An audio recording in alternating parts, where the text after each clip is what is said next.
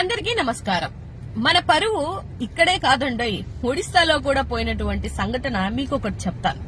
అదేంటి అనంటే, హెరిటేజ్ కి సంబంధించినటువంటి పాలు పెరుగులో నాసి రకమైనటువంటి ప్రోడక్ట్లని యూటిలైజ్ చేస్తున్నారు. ఇది ఎంతో హానికరణం పిల్లలకి గాని, లేకపోతే మహిళలకు గాని, లేకపోతే పెద్దవాళ్ళకి గాని అని ఒక మహిళ వీడియో చేసినటువంటి వీడియో వైరల్ అయిన తర్వాత అక్కడ సేఫ్టీ అధికారులు అంటే ఫుడ్ సేఫ్టీ అధికారులు తనిఖీలు చేసిన తర్వాత అక్కడ వాడుతున్నటువంటి పాలు పెరుగులో నాసిరకం ఉన్నాయి, డేట్లు మార్చి కూడా అయిపోయినా కూడా వాడుతున్నారు అన్న ఒక సంఘటన గుర్తించి అక్కడ ఎక్కడైతే షాపులు అమ్ముతున్నారో వాటన్నిటిని సీజ్ చేయడం జరిగింది.